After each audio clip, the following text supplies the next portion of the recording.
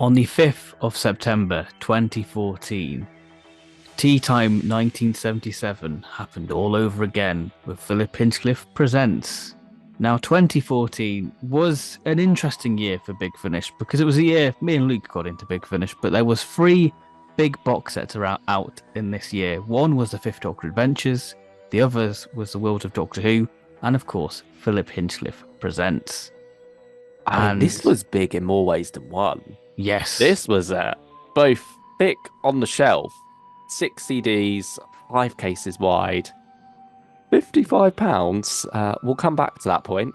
mm, but this, like you say, big release, having the showrunner come back to, you know, write a new, well, sort of give ideas of Mm. stories what could have been in his era. Now we do have sort of a proto Philip Hinchcliffe release in the Fourth Doctor Lost Stories box set, which is Valley of Death.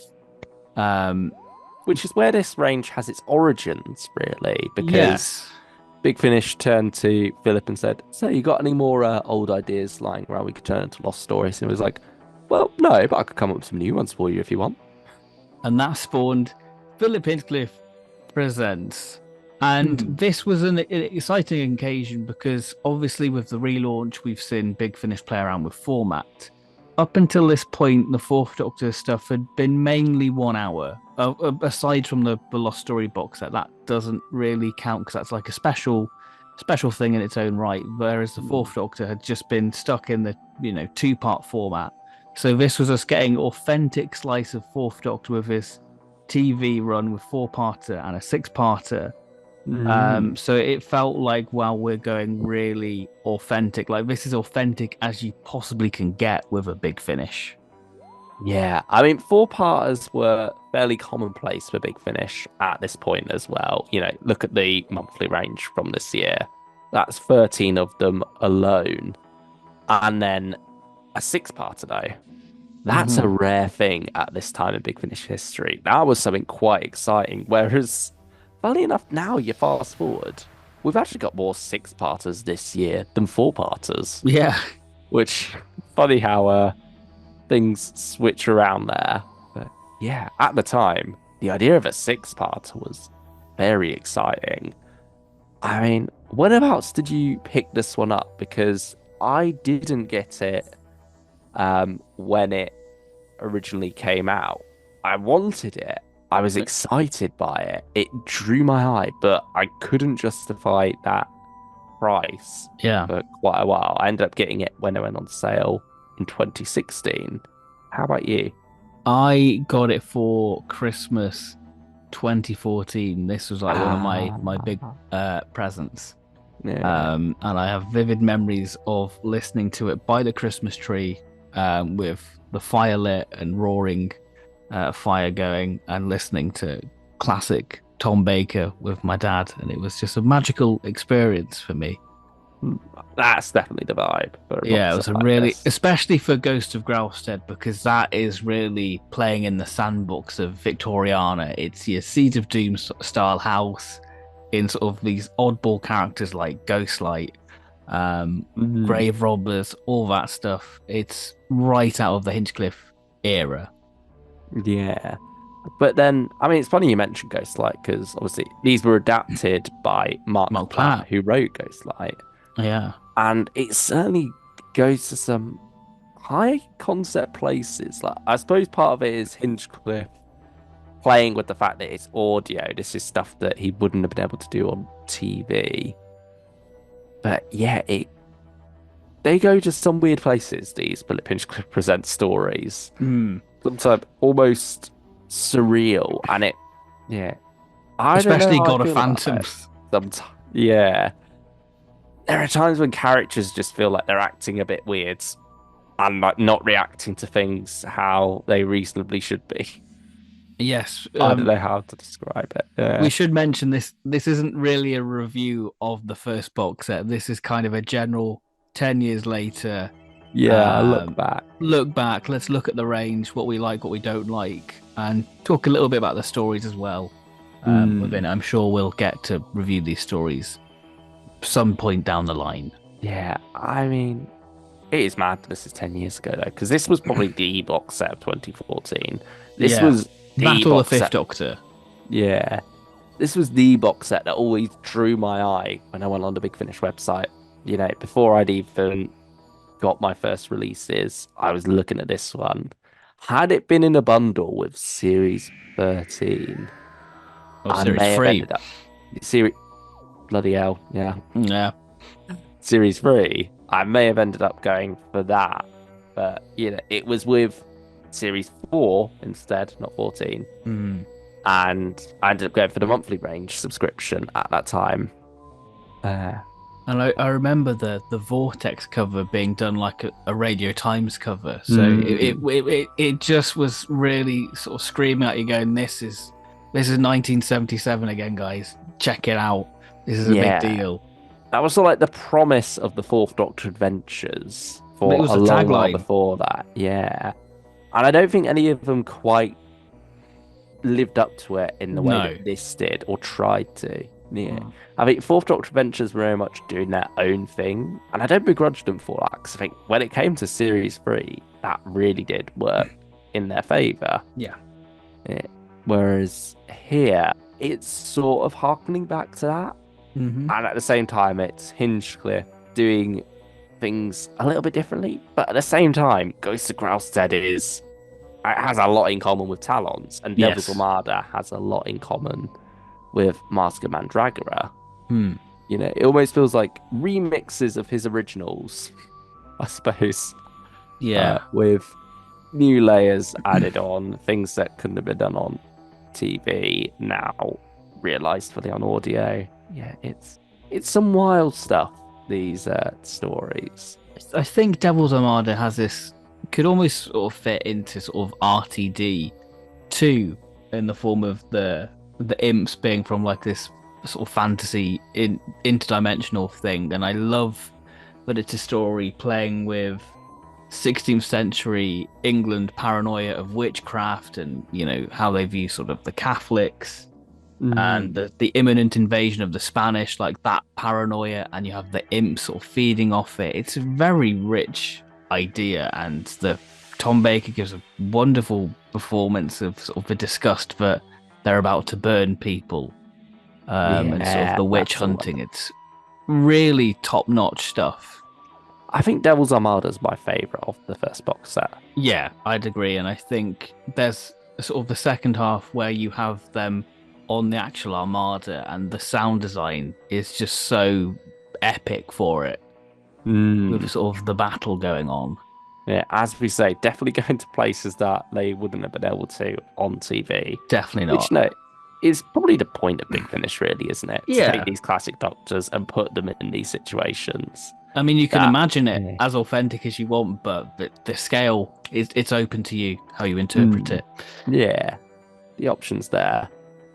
I mean, going back to the price pretty quickly, I think you often hear people complaining about prices of Big Finish, and I'm not going to lie and say they're cheap. They are certainly luxury products. They are, they do dent your wallet a bit, but I don't necessarily think they're all getting worse. When you look at this going for 55 quid for a CD 10 years ago, and you compare that to some of the stuff we get now. Like, even not that long ago, we had Angels and Demons, another box set which featured 10 individual parts. That time spread across 1 4-parter and 3 2-parters. But that was available for much less. You could pre-order that for 25 quid on CD. So, that's less than half of what this was. So, yeah. I think I mean, the for the Hinchcliffe most, stuff yeah. has had a bit of a higher price tag, because even when you got the sort of Renaissance in like 2016 for like Genesis Chamber and Helm of War, they were pricey as well. They were very pricey. I think God of Phantoms was probably the cheapest one, and Yeah, quite easily. frankly, the worst of the bunch. It's just an interesting little observation there. I mean, we don't really get box sets as big as this anymore. I think this is the last one of its size. Oh, I would say the comic adaptations. Yeah. I suppose, you got things like Legacy of Time, haven't you? But Like that's a weird case and like masterful as well. Master. That follows similar Yeah. suit. In terms of other stories in the Hinchcliffe range, we had the Genesis Chamber. Which, And how yeah, actually, I might like less than God of Phantoms. I don't know. really?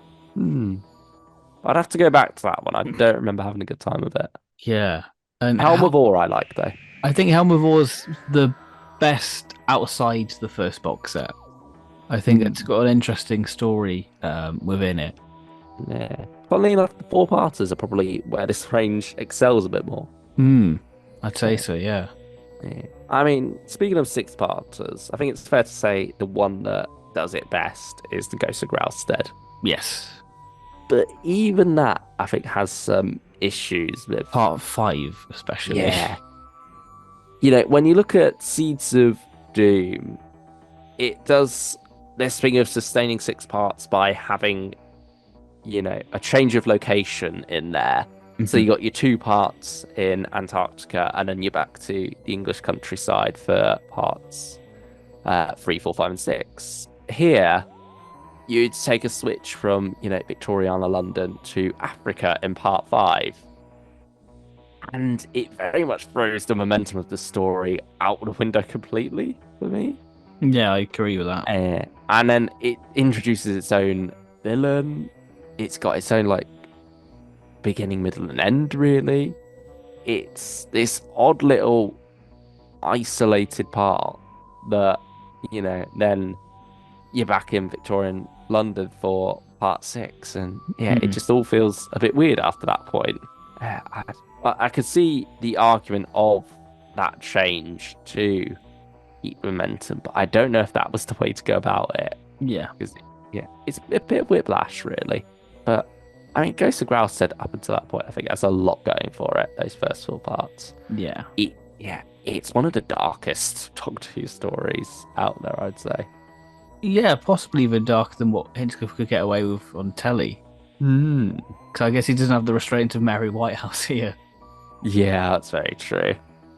I mean, yeah, I think even without Mary Whitehouse, there'd be some people at the BBC would be like, no, you can't do this. This is far too gory.